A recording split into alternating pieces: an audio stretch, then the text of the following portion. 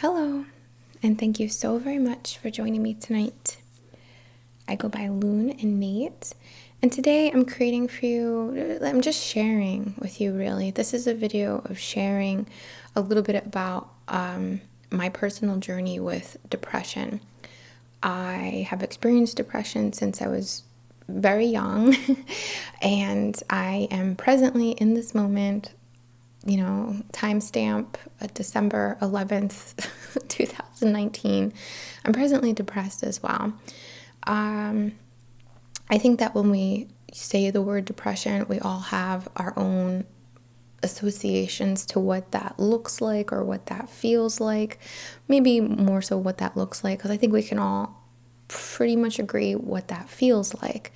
It feels like death. It feels like a lot of pressure. It feels like being limited and having no energy. It feels like a lot of different things. So the type of depression I'm experiencing, or the way that I'm experiencing depression from now being 37 years old and having experienced this my whole life, in and out my whole life, and have developed or am on a journey of self-help, of occult sciences, of empowerment. I have a lot more tools in my chest, my arsenal, to handle depression with. So I just wanted to share, I'm just called to share this. I don't even want to. Excuse me. I do have a little frog in my throat. So if you feel like my voice is trembling because I'm very sad, that's not the case. It's just like a funny little thing that I have going on right now. I promise. Not that I might not cry, but just in general. This is definitely just a little nasal issue that I'm dealing with. So if you like these kind of little chats, if you like stories like this or conversations like this, and you feel in any way called, like, I do hope that this serves in some way. I hope that this supports whoever it's meant to, like whoever's kind of like pinging me to create this video. So I have to go to childhood and give some examples of what depression was like for me at that time. I was a very emotional child. Very easily injured, like easily wounded emotionally, like typical Cancerian, I guess you could say. I never really felt connected to my family. I never really felt connected to my immediate family, I should say. I never felt, it's hard to explain because I can't quite interpret exactly what it feels like for, let's say, a 2 or a 3 or a 4-year-old to experience depression. But I grew up in a household where there was a lot of stress and a lot of lack and a lot of fighting and a lot of jealousy and a lot of accusations and a lot of running away. Like my mom would leave, or my dad would leave, my mom would leave, my dad would leave, like stuff like that. So my depression as a child was definitely triggered by feeling very disempowered, lost. It's so hard to put into words. Not having, like all of these things really led to me feeling like a very kind of mopey, hypersensitive, mopey and hypersensitive, but like not the words I'm trying to find right now, and I'm so sorry. But to share, I guess, like, I just felt very alone, and I think a lot of people can relate to that as a child. But my earliest memories of feeling bad emotionally were definitely like isolation, feeling detached rather, and feeling unsupported, like I couldn't have what I needed, and that on physical and emotional levels, or like material, resource, and emotional levels as well. Going through grade school was also very challenging for me. I had, I won't say like learning disabilities, but like dyslexia that was undiagnosed, which made things very stressful in school and at home in correlation to school. And I guess to give some background here as well, I don't have any positive memories of my mother in like my early childhood. Like I just remember just being very like, because I said so, like just like very like treating me without like a mind of my own, if that makes sense. So it was just like how people treat their pets almost or something like that. Very bossy, very like my way or the highway like stuff, like that kind of thing. So I never felt like I could go to anyone in my family to like talk about things. And even when I had to, it didn't really work out anyway. You should try, I guess, but like it didn't really work out. So essentially, by the time I got to middle school, I was like terribly bullied, which really led to my depression. I was extremely, I was a very late bloomer in like body stuff and like being just like bullied and feeling like so just terrible, all the time. And it got so bad in 7th grade that I swear this is not like tears coming on right now. It sounds like it is. Oh my God, I picked a great day to make this video. But essentially, 7th grade, any friend that I had, or my best friend that I had rather, kind of like turned on me for some reason and like made me the target of her threats and her like hallway shoving and tripping and spreading rumors about me and getting other people to make fun of me and push me and shove me and trip me, and like it was just like torture. It was really torture for me. And at home, I couldn't really talk to my mother. I felt rejected there as well. And truly, my best friend from, I don't know, my best friend all those years was my aunt. Was my Aunt Dina, who's about 20, like exactly 20 years older than me. So she's like a young aunt, like a cool aunt. And if it wasn't for her, I don't know, like I would have felt just like so incredibly unsupported, like so much, Like I had some friends in school, but they were also not in a position to like help me either, Like it's not, they're children as well for the most part, obviously. At some point though, I told a friend that was like planning to hurt myself. And she got very upset and told her parents, and her parents got in touch with the school, and the school got in touch with my parents or my mom, guidance counselor stuff, all the stuff. So eventually, because of the school getting involved, my parents took me to therapy. I already mentioned that my family was very poor, broke. Broke is probably like the best word to describe like the financial situation of my household when I was a kid. And going to the doctor, going to the dentist, I broke my wrist, like, oh my God, like everything that happened was such a stress because everything costs money. So going to get therapy, which was like freaking $60 to $120 like per session or something like that. I don't remember, but I remember like seeing it, and it was definitely within that range. And now I'm like visualizing, I can picture like the check saying like $100. But either way, like that just felt like the car ride home of therapy. I only went once, was like just stressed about money. Like it wasn't about like, oh, how can we help you or anything like that. It was just like, whatever. And I should say too, like I didn't click with the therapist at all. She told me that if I killed myself, I wouldn't go to heaven, and like not really what, is going to help anybody, right? Excuse me, let me take a sip of my kombucha.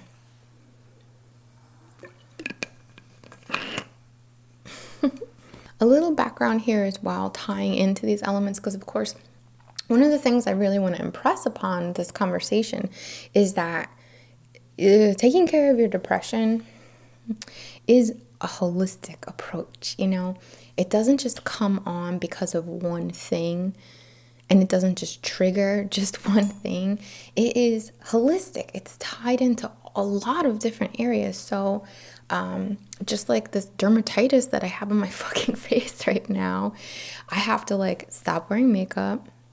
I have to make sure that my toothpaste is okay, change my laundry detergent to gentle ones, stop using stuff that have sulfate. Like I have to do a lot of stuff to make sure that I'm not triggering whatever this like weird dermatitis shit is on my face, right? So it's not just like, oh, I have to stop taking this or I need to take this one vitamin. I have to do a lot right now. Like I have to take care of myself, and like it's showing up on my skin, right? So essentially, back to the holistic kind of nature of this, my dad also, I found out at this time when I was in junior high school in seventh grade, and I did have to go to therapy with my dad. The therapist asked if he like suffered from a depression at all too, and I know at that time he said that he also struggled with like suicidal thoughts for like a long time. And now that I'm a grown up and I've witnessed my dad, like I can definitely see like depression like runs in him, like for sure, right? My my mom, I don't know what I would diagnose her as, but she definitely has something going on. Probably a little more narcissistic though, like on that realm. My brother has like different diagnosis and has had some mental health stuff come up in his life too, in different very intense phases of his life. So it's definitely, I don't want to say it's hereditary, but it's, like you do see it sometimes hereditary. So just like keep that in mind as well. So from seventh grade, and I feel like I've told bits of this story before, but from seventh grade into eighth grade, I had a very drastic switch in my social life where all of a sudden freak girls were cool and like jocks wanted to date me, and I was popular and stuff like that, like, which was nice. From there, it got a little easier in terms of like social stuff and depression for a little while. But in that period from, let's say, eighth grade to 10th grade, along the time, that was when my mom had been making plans, because you don't just like do something overnight sometimes, making plans to move to the UK she ended up moving when I was in 10th grade. So, that was just 2 years. It seemed like it'd take a long time, but it was like her going there, her going back there, my dad and my mom fighting a lot, blah, blah, blah, and all this stuff, her talking to me and telling me that she's gonna leave, and like it all kind of happened in this like strange time period as I'm reflecting. But that was also like a very big, like, again, holistic like thing coming into my life that was kind of dropping my depression immunity, dropping my joy, making me feel powerless, like that kind of stuff, right? And I should say too, like, my mom and I fought so much and we really hated each other that her moving wasn't really sad for me in like, oh my God, my best friend's moving kind of way. It was more like, yeah, I knew you were gonna freaking leave. Like, I knew you were gonna do this, like, and I hate you, and like, you'll never be able to control me ever again. Like, that's more of the energy that I was in 10th grade, in like my head anyway, which I think I needed to be because it was like a big deal, right? So from there, and around that time, I guess is when I started dating, like maybe 8th grade or 9th grade. And I've always been the type to have like long-term relationships. Like I've definitely had some short-term relationships, don't get me wrong, but like more often than not, I'm in a long-term relationship. That's kind of my MO, I guess. I don't know, right? And once my mom left, I had very little rules that I had to follow. I ended up cutting so much school that they were going to kick me out. And I was like, you can't kick me out. I'm dropping out. And I went and got my GED right away. It's not like I wasn't smart. It was just like, I hated going to school. Like, I absolutely hated it. From there, though, as well, before I dropped out, my biggest subject, I guess, in school, what I learned the most in was definitely drugs.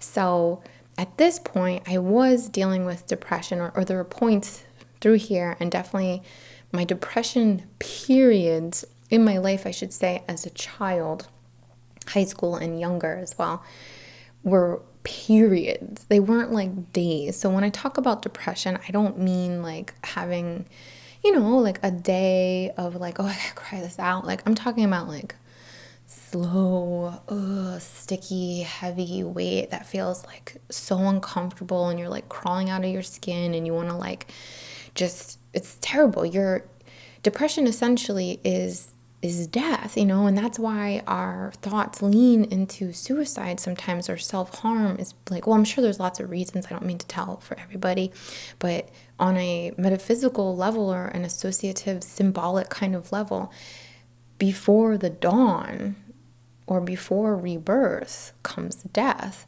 Depression is linked to death in the same way that it is linked to the blackening in alchemy, where you're like boiling down everything into the bare bits so you can reassemble, so you can become stronger, so you can rise like the phoenix. You know what I'm saying? So now that I know that, I'm feeling depressed right now, I know that something big is coming. I knew that was coming anyway. So, anyway, we'll keep going.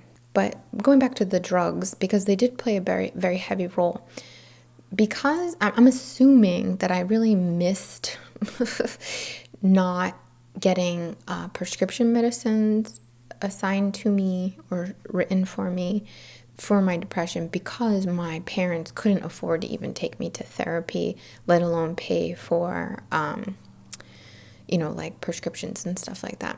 My parents didn't even get me asthma medicine. Like, I didn't even have an asthma inhaler as a kid, and I desperately needed one. And they would buy me this freaking bullshit called Primatene Mist that you could get at like CVS or whatever. And it does not help. It tastes terrible, and it just makes your chest like seize up. But like, I was young and taking it because like I didn't know what else to do. Like, so prescriptions or like mental health, let alone like physical health, like asthma, like not gonna happen, right?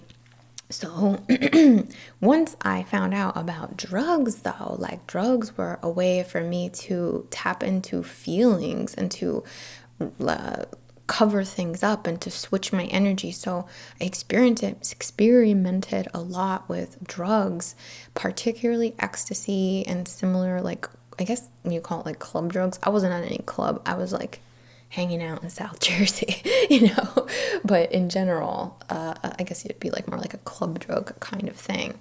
So like ecstasy, not so much coke, but that was definitely there. Drinking a lot, that kind of stuff. And obviously weed, but like, I don't count that, like I don't count it the same way. I'm sure other people will disagree with me, but it's not the same thing as ecstasy or like shit that's like legitimately messing with the levels of serotonin and different like neuron transmitters and shit. Maybe, I'm sure weed does that too, but just in general, very different, right? So the more ecstasy you do, the more terrible you feel because it drops and depletes these levels of serotonin that you have naturally in your brain. So my depression then became not triggered, but again, holistically tied to the fact that I was doing drugs to feel better and then dropping down even lower.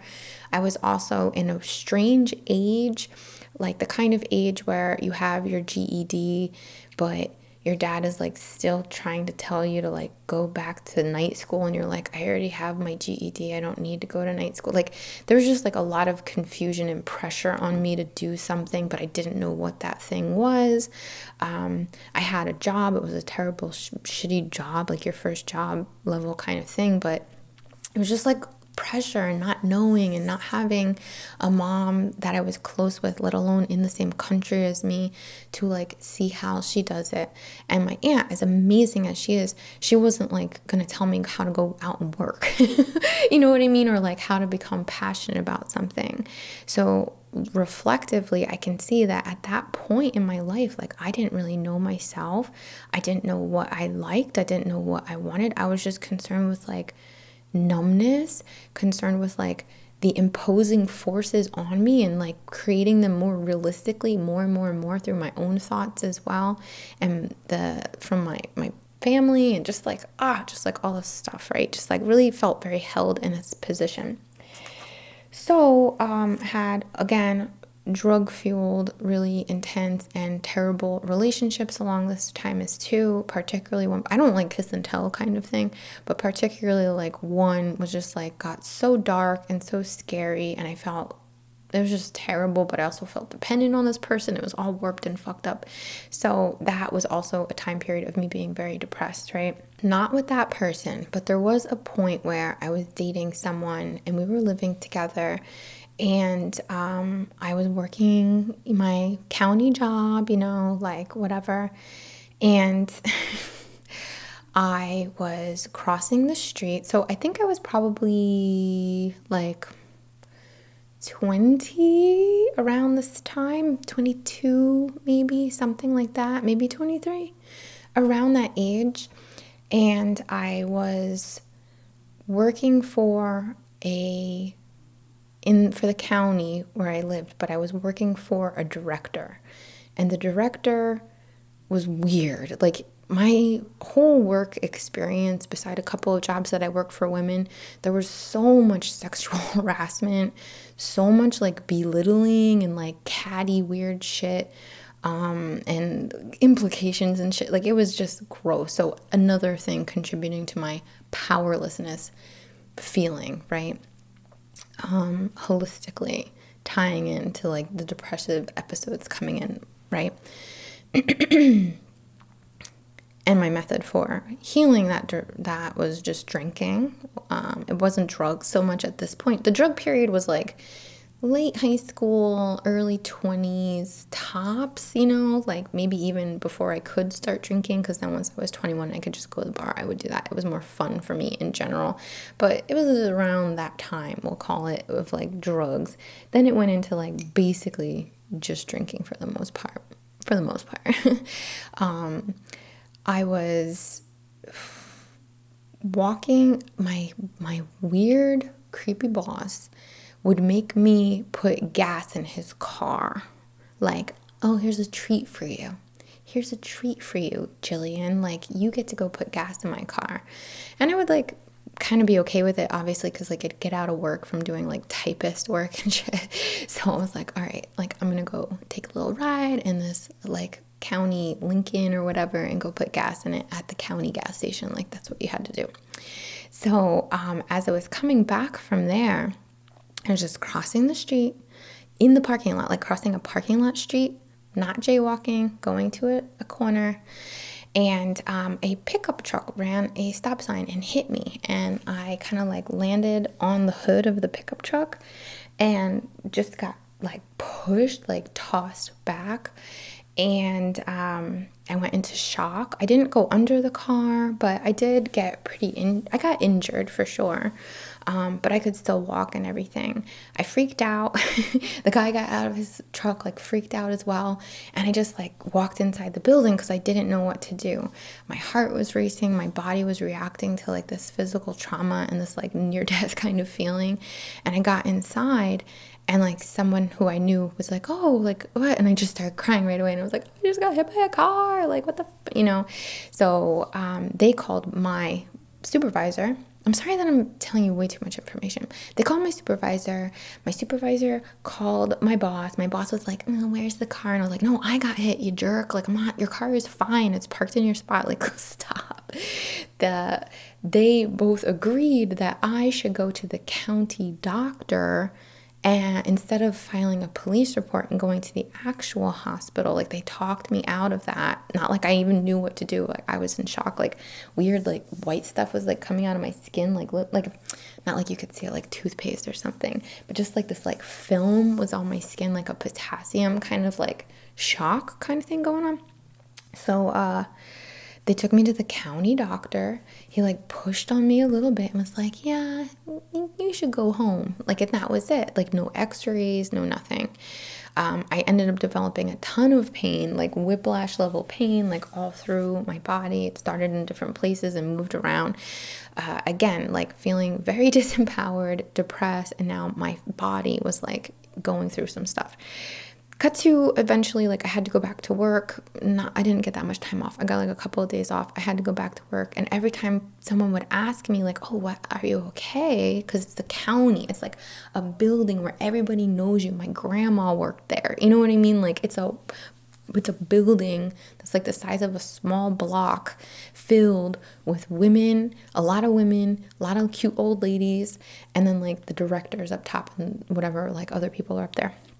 So people would ask you like, how are you, and I just start crying and I get so mad. So essentially, after a lot of like kicking and screaming and just like saying I'm not okay at work, they approved me to get like mental health stuff done. So this is my second now experience with like a therapist. And while I was in therapy, I also suffered an ectopic pregnancy that almost killed me. I was in pain for so long and it got so bad, but I just kept like so detached, right? Just kept like, oh, it's like my period, or oh, my period's weird. I don't know. Like, no, like it felt like an appendix was going to burst. So I went to the hospital. This was like within a month after I got hit by the car, by the pickup truck. It wasn't like a giant pickup truck. It was like a pickup truck.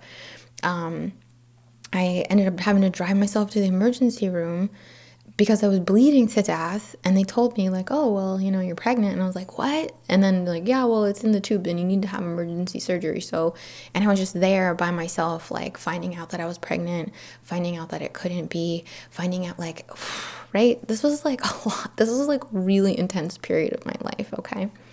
So after that, while I was in therapy,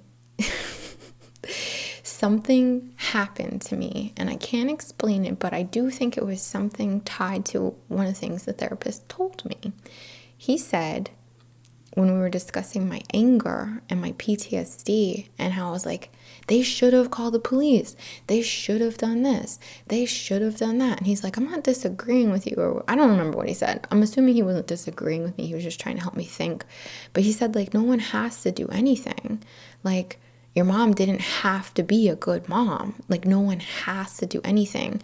And it was from there that, like, it wasn't like a light bulb, but after that, I started, like, thinking that way and what that meant about me. And, like, does that feel right to me? And essentially, I like, realized, like, oh, my God, like, yeah, I guess that's true. So it was like a first little taste, I guess, of some kind of philosophy that started to like switch things around in my brain. If no one has to do anything, then no one has to be in lack. If no one has to do anything, then I don't have to be in these relationships that are unfulfilling. If not, like, it just like, right? So I don't know if that helps you at all, but I hope it does. From there, I think I got engaged to that person who I had the ectopic pregnancy with after the ectopic. I think I like put a lot of pressure on him, honestly, because I was like, dude, like, we almost had a baby, what? Like, and like all that. I'm not proud of that, but I feel like I put a lot of pressure on him. So got engaged, had an engagement party, all this, and I was just like, we were terrible together. He had a drinking problem. It was just really, really, really bad for us together. We didn't bring out the good in each other at all. I eventually was just like, I have to go. Like, I have to get out of here. I moved back in with my dad. In a few months, I quit my job at the county and started working for an investigative firm. A few months after, I'm saying a few months, I don't know. It might have been a year. I don't know. But like, things started moving. I started making deliberate choices for myself instead of feeling victim to circumstance. From there, I wasn't great yet, though. I wasn't great. I just started like coming into my power a little bit more. From there, after I started working for the investigative company, that's when I moved to Staten Island. The day that I moved to Staten Island was the day that I met my son's dad and the innate co-creator. We hit it off great. We moved in together right away.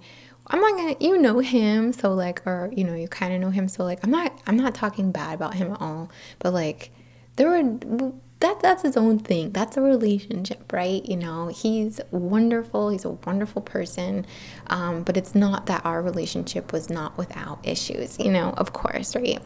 So from there, I guess, like, I was working, finally I'm in a position where now my focus was on work. Now, it wasn't for me, it wasn't self-development, but it was like, oh, this is a new field. I'm not just a typist anymore. I'm not an assistant, I'm a financial admin, and then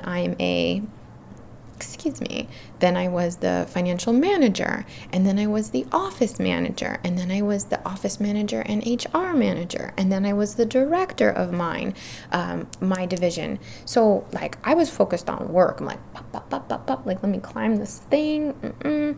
So unfulfilling, so not the work I want to do.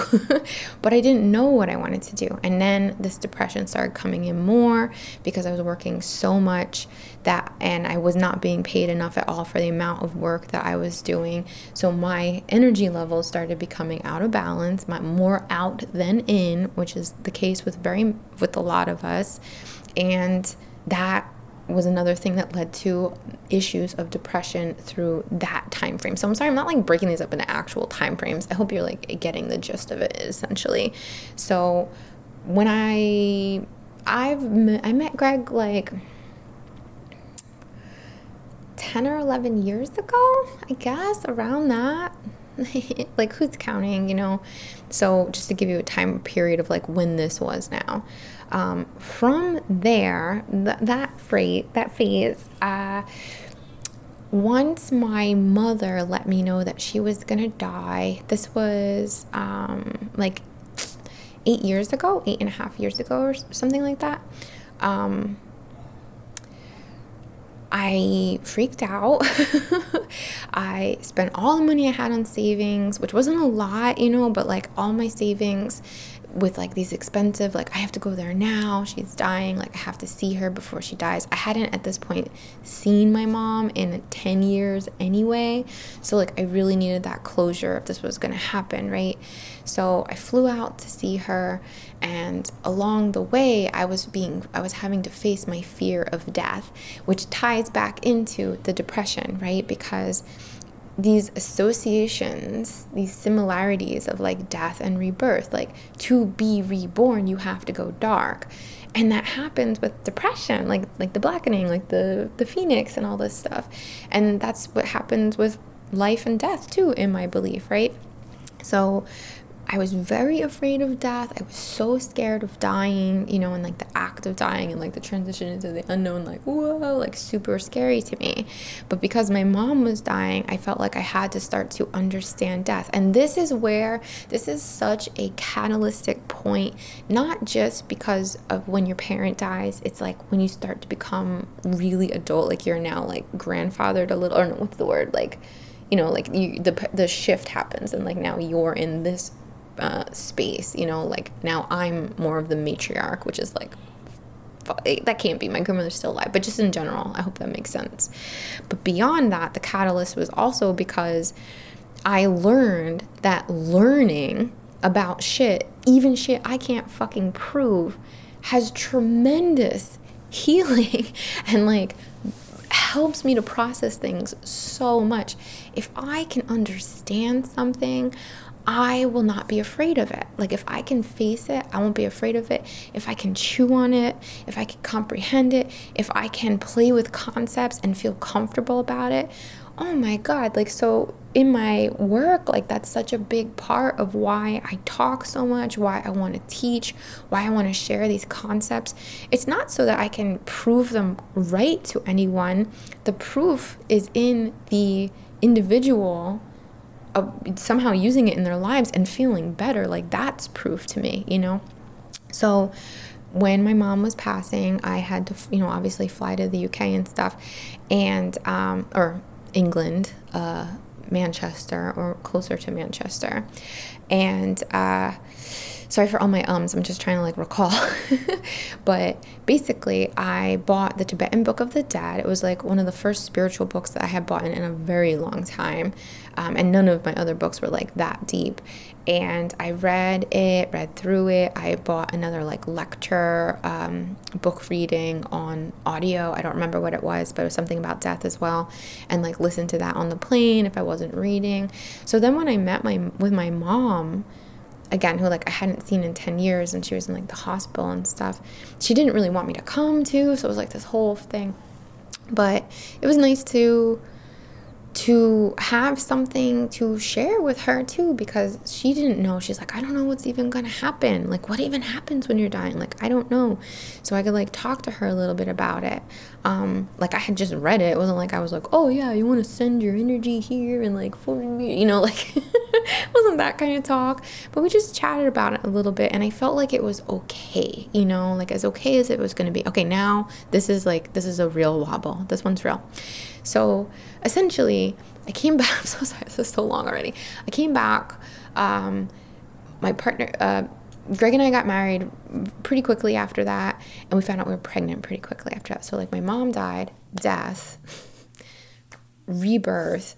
I found out I was pregnant, and I thought that I couldn't get pregnant because I had like one tube missing from the ectopic and all kinds of shit, right?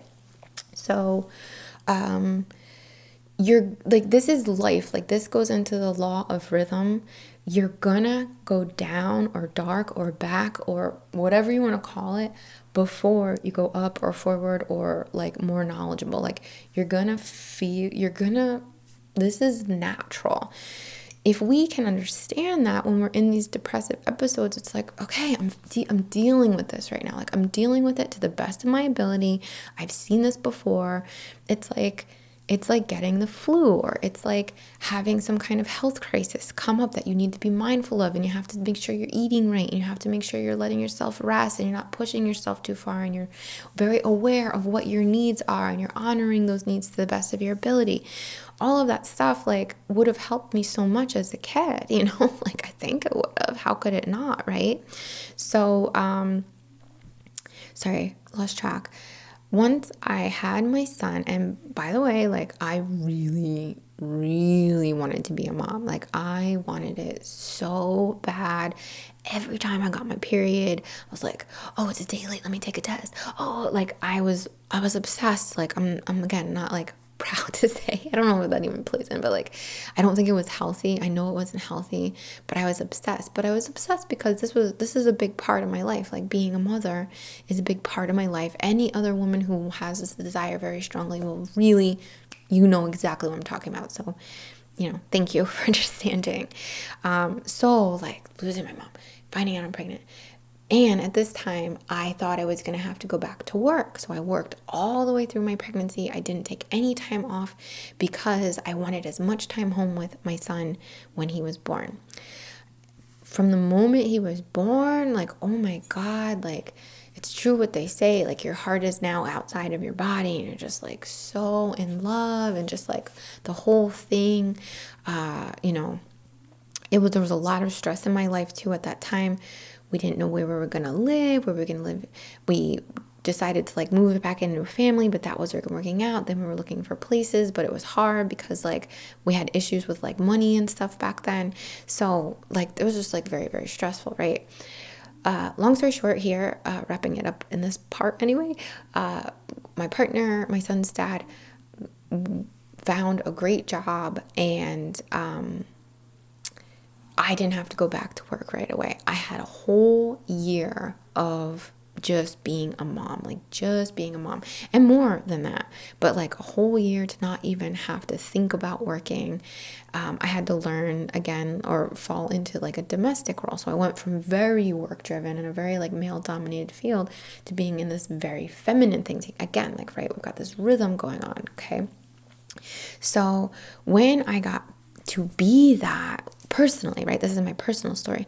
When I got to be the mother, oh my God, like that's what I was born to be. Like I'm born to be nurturing. I'm born to love. Like I'm born to do other things as well. It's not just about being a mom. Like I'm a person as well, like personality and stuff, other outside interests.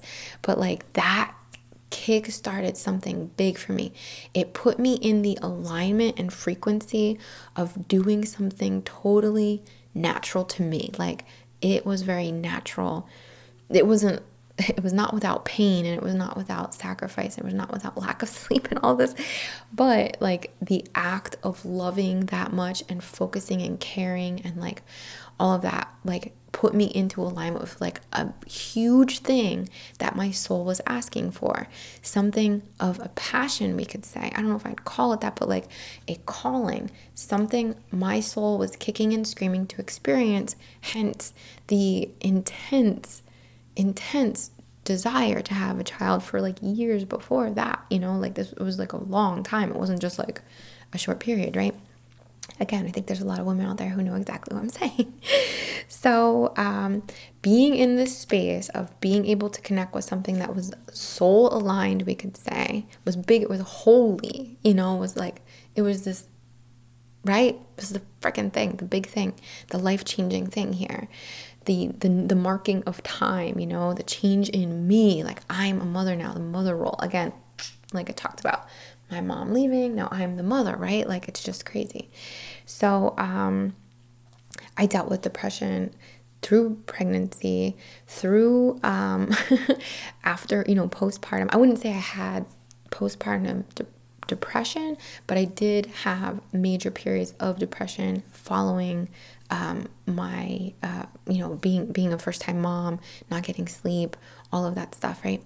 So along the way, since I was not working, since I had time to focus on me and like fill my day with things that were, beneficial, of course, for Hal, but like were also helpful for me, I ended up like buying a few crystals. That's it. Started meditating. That's it. And I think that also came from a re-spark of, first of all, the Tibetan Book of the Dead and getting back in touch with spirituality, but also because I wanted to have a natural birth so badly, I was listening to a lot of hypnobirthing tracks, and that's actually how I found ASMR and the ASMR community on YouTube. So, hypnobirthing got me here. I don't know why I wanted a natural birth, but hey, like, we did it, right? I had amazing experiences while I was meditating and just getting back into all of that stuff a little bit more, like a little bit of time, a little tasty, a new crystal. I'm thinking I'm going to get my cards read. Like, I'm going to go to get this numerology thing done. Whatever, right? And there was a time or a period or an occurrence, rather, where I went to Namaste Bookshop with my friend at the time, and I got a reading done for my birthday. It was a numerology reading, and she was just like, you're a healer, right? Like you do Reiki. And I was like, no, but I've been thinking about doing it. So like, please tell me more.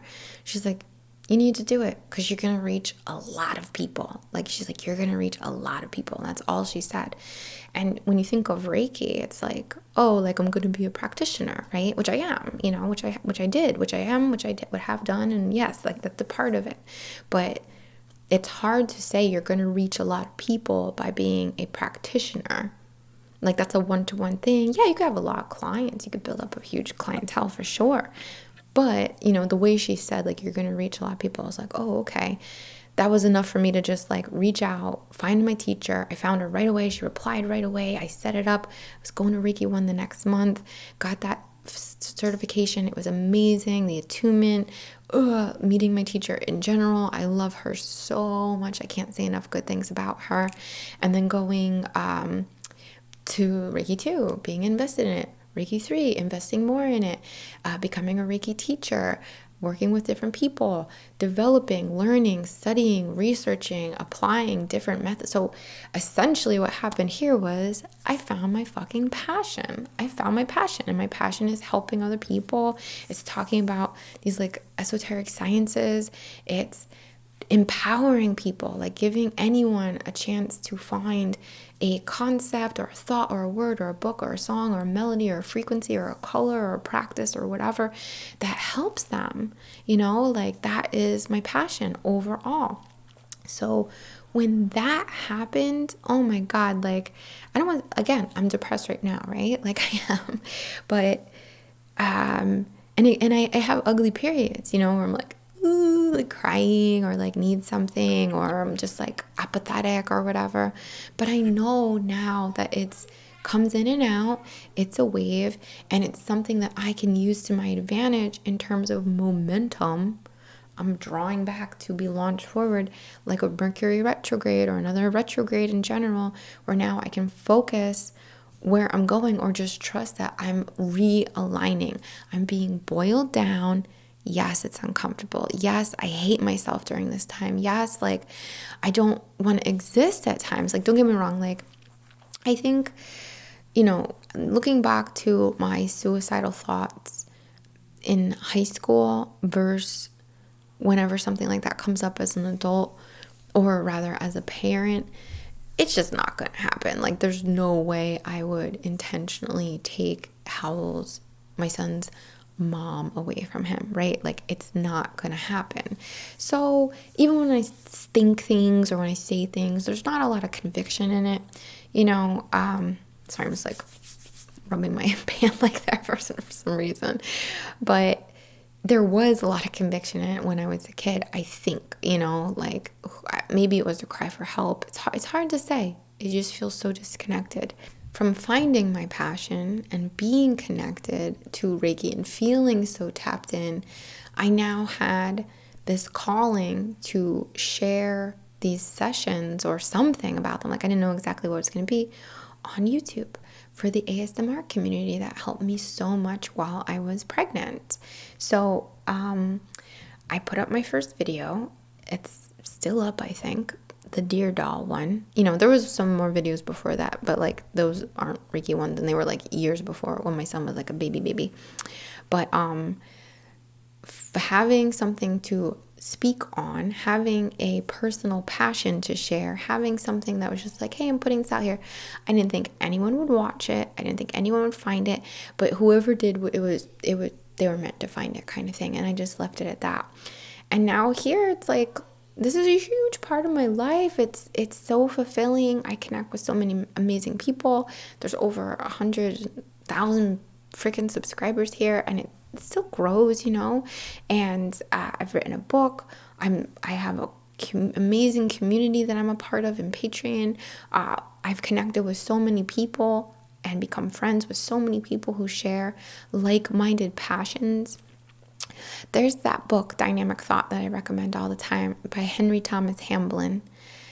Funny, there's a book called Dynamic Thought by my favorite author, and I just didn't know, William Walker Atkinson, and I read it, and the first page is like an introduction being like, oh, hey, like, just listen. This is a weird book. We're talking about occult and sciences together. Yeah, it doesn't seem like it's a good marriage, does it? And then he says something like, to have a healthy marriage or blending or relationship, it helps when the more that people love the same thing, the stronger their love or their connection will be. And I don't mean necessarily passion, but like their love together will be, which is why, like, when you share interests with people, you naturally have more in common with them and you become friends with them. Like, obviously, it's like a cute way of saying it, I guess, or like a nice way of saying it. So when it comes to the relationships and the people I've connected with, simply by putting myself out there and sharing what I am passionate about and meeting other people who are either interested or passionate about these already and practicing these things already, it makes that connection so much more valid. So when I felt limited before, when I felt limited by my family, like, this is my mom, are you guys kidding? Why? She doesn't cook. She doesn't make cookies. She doesn't pack my lunch. She doesn't do my laundry. She doesn't tuck me in. She doesn't, like, she doesn't do mom stuff. Like, what? Or my dad, like, he's stressed out. He doesn't want to provide. Why am I stuck with this? My best friend who lived in the same town as me my whole life hates me, I guess, and wants everyone else to hate me too. So she's gonna make my life a living hell. I'm an easy target. Oh, blah, blah, blah. Oh, my ectopic. Oh, the truck hit me. Oh, like, fuck victim to circumstance. How about knowing that you can create what you want? We're limited in the beginning on purpose. Like, that's part of the experience. It's like you have a curfew, you have limitations that you have to work with, and you learn them and you adapt certain skills, or you evoke certain skills that are just naturally innate within you that help you to navigate. And from there, you can see now as you become more mature or more adult, what now is my soul looking for? So if you experienced a lot of depression in your early life, your soul is definitely looking for the ability to learn how to get through it a little easier. I am not saying that like it's just put a little salt on it. I'm not saying it like that, but it is possible. It's possible to understand your depression for these or any negative experience in general, to let you know you're going to be able to use that. Or it's like, yeah, you are being boiled down so you can be reborn. I'm sure that I don't know if you'll be able to link them all, but like if you look back on your depressive periods and see what the shift happened following when you did break through, when it did turn and peacock and like, ooh, like whatever, what kind of growth you had, what kind of deeper understanding, deeper compassion, skill that you acquired, reality check, sorry, I don't mean reality check, but like, I don't know, like more aware of what you're able to play with, I guess, the makeup of it all. So I'm so sorry because I feel like this is now a fucking hour long. I cursed so much, and it's like, I guess YouTube doesn't want us to do kid stuff anymore anyway, so it's good to curse. This is not for kids. But I guess my thing here is just to share in general, like what worked for me. And what worked for me was trying to understand things. Like that's what helps me. When you're depressed, it's okay. You're breaking down. You are. And the reason, if you do feel suicidal or self-harm, the reason is because, or it's likely the reason is because, or has something to do with the fact that depression and death, like the death card or like the tower, the crumbling, are like linked together. So of course your thoughts kind of go there, it's just, it makes sense, you're not wrong. It's just the vibe in general, right? But know that like it's always darkest before dawn, and it will turn, and it will be the other wave. Like you cannot stay in one place. You can't. Whether it took years or moments, there is rhythm in our realm. There's rhythm. So you might have had a lot of bad stuff happen, a lot of holistic triggers, all from all different angles, come and put you in a depressed period, a depressed phase, but you cannot stay there. You will not. It's impossible. Be mindful when you go really, really, really depressed, you're gonna swing forward, and because you were launched or pulled so far back, you're gonna go so high. Almost, and this is like where manic can kind of come in, where you're like on top of the world and everything is like a freaking dream, and like feel like you're in a movie, like just like beyond joy, like excessive joy. Again, that cannot be sustained. It's always gonna pull back. So control your wobble to the best of your ability as you're shooting up from that depressive period. Remember, oh, this feels really good. Oh, great. We broke through that. I'm onto the new thing, the Fool. Like, let's start this new journey. But I feel so good right now. Let me share that. Let me just focus and share this energy. Let me not brag or like just tell people how happy I am. Let me make other people happy, or let me do something to connect with flow, so I don't get tossed into this like extreme and have to get slammed back down again. Control the wobble to the best of your ability. I'm assuming if you're on my channel, you're into like some esoteric stuff anyway, but learning about all this stuff, just chewing on it for me, like alchemy, spiritual alchemy is one area you might want to study if you're not already. Obviously, Hermeticism, the principles of Hermeticism, the Kybalion essentially, is another great area to support being able to like just like, what is this? Astrology helps too if you want to time things and understand like the cycles. We are headed into Capricorn season right now, which is a lot of pressure in general, and then we're going to move into Aquarius, and then Pisces, which is also death as well, death and rebirth. So we're kind of coming to this end of a cycle here anyway, and I hope you get it. I'm just like dragging it on at this point, I guess, but I hope that somewhere in this conversation there was a word or something that resonated with you, or at least one of you, that just lets you know that I like there you're not alone. First of all, you're not alone in how you're feeling. You are unique and your feelings are your own, but you're not alone in that feeling or in that space. All of us struggle with that. All of us deal with that, The keys for me have been to take notice of what everything, again, holistic, like all the things that could be playing into what triggers depression, like your self-care, your physical, are you getting enough sleep, like the basic stuff? How are your relationships? Are you holding your boundaries? Are you listening to your heart? Do you feel connected to your passions? Do you feel like you're guided by this inner calling and this inner space of where you move from? Or do you feel like you're just kind of stuck working through that cattle thing that people like the cattle line or whatever, where they just guide animals because they could only see this is fucking depressing, right?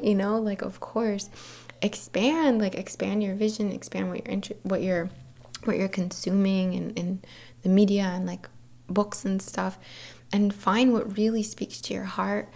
Once you have that, you have a big foundation that you can fall back on and rework through, all of this said, I am sharing, I am depressed right now. I have a lot of personal stuff going on. I'm having some kind of health thing a little bit, with the dermatitis, and just I feel okay. Honestly, I feel very strong. My energy is very high. It's a high energy right now. We'll see where I'm at in, January. But I feel very high energy overall. Excuse me, I'm going to burp again. I feel fairly aligned. I feel fairly balanced, which I think is also stuff that helps to navigate these periods. And I know that this is just par for the course, and I've said it for a while. There's something coming, right? Like the last video, cracking the eggshell. This world then has to die, it's dark, it's depressing, it's ooh, and then we break through. I don't know if that's how the eggs feel, but just in general. I hope that translates. Again, energetically, I feel great. It's just I have to honor that there's some major transitions happening in my life, in my work, in my energy field, and I'm at the end of a cycle, a major cycle in my life as a new one begins. I'm sure there are many of you also in endings and, welcoming some kind of new beginning as well one day, hopefully. But it's just part of it, and there's grief, and there's having to release things, and there's all this adulting crap that we have to deal with. So I just want to send you and everyone else just a lot of love, a lot of comfort and support. And please remember that me sharing this with you, do me a freaking favor. Hold me in a place of empowerment. Don't think of me oh, she's depressed. I knew it. I knew this was going to happen to her. You can't have good energy all the time. I'm teasing a little, but don't hold me in a negative space, or in a space of disempowerment. And I will never do that for you either.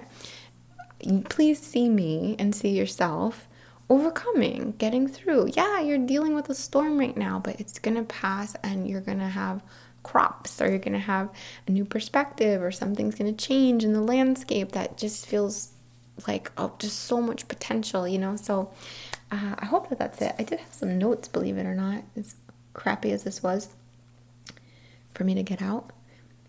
There's some things I just wanted to mention as well with my depression. I told you that I already leaned on drugs a lot to soothe my depression, or it was not soothing it, but to numb it and then get hit even worse. Another thing was shopping, not in an obsessive way, but just in general, shopping. A little retail therapy is great. I had just bought myself some outfits that are coming. I charged them. I was listen, I don't feel great. My skin is all messed up. I want to feel pretty for New Year's and Christmas. I'm going to buy a couple outfits, that kind of thing. Let's see if they fit. But in general, retail therapy is okay if you know what you're doing. And the same goes for personally, my belief, the same goes for other methods as well. Eating food in general was a big thing for me during depressive episodes, where I would like eat, and then feel like sick and ashamed of myself, and that led to like other issues, right? Or you get so depressed that like you don't even want to eat, or you don't feel worthy of eating, or you feel like you want to detach so much that your body starts detaching too, so you don't have an appetite. It can be in either way, but it's okay to say like, I need some comfort food. I'm picking up this fancy brownie from Whole Foods and I'm going to eat it and enjoy it, and I'm going to comfort myself. Or I'm going to buy myself a few dresses to make myself feel better and like just do something nice for me. Another thing that I do personally, I'm not perpetuating this or encouraging it necessarily, but I do use weed to help me when if I'm having a very hard day and I'm, have my son all day or something, and I need to be able to just get like kind of normal, I'll take a tiny little off my like medical marijuana thing, my little pen, or I'll take a 1-to-1 ratio of CBD and THC, which makes me feel a lot better. That really helps with physical pain for me as well, but I find it to just make me feel kind of stable, so I can get through the day and then deal with myself when I can, right? Because we all need to get through our day, unfortunately. Like, it's part of it, right? I hope you know what I'm trying to say. I'm not trying to be insensitive. I just mean it's a part of life in general. I guess I would say from childhood to my car accident, my getting hit by the car was this like kind of like up and down, like this kind of like just crushing, like never learning the skill, never coming back up totally, just like going down. And after the car accident and then the ectopic pregnancy, it had to go up, right? I had to be able to go up. So that's when it started going up for me. And then I learned how to, through the process of my studies and stuff, learn to manage the wobble as best as I can, and prepare myself for just not being attached to anything, because after all, nobody has to do anything. Things don't have to work out a certain way. And when you can find that comforting and not like, ooh, what do you mean? You will feel so much better overall, and that's not to do with depression, that's just in general, right?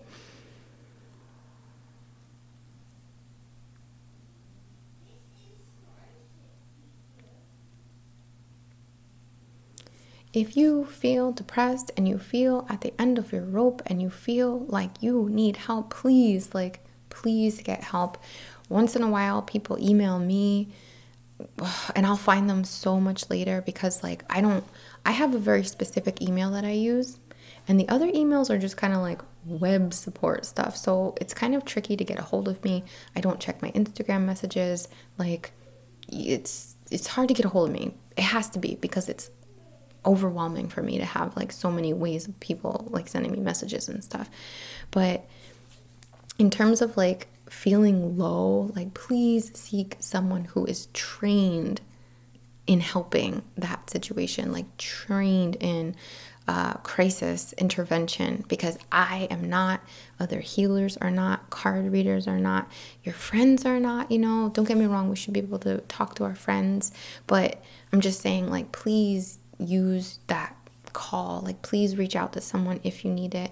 There's always other options, and there's always the light, like there's always the shift. I just want to empower people to connect with the fact that the shift will be there whether they put the effort in or not. It's going to happen. But the more effort you put into, personally, in my opinion, put into understanding it and being able to work with the currents of the universe and not fight them or not be dragged down or out to sea by them, it's just a lot easier. It's a lot easier to manage overall, we could say. Does that not mean that I need to take a break or that I need to honor myself?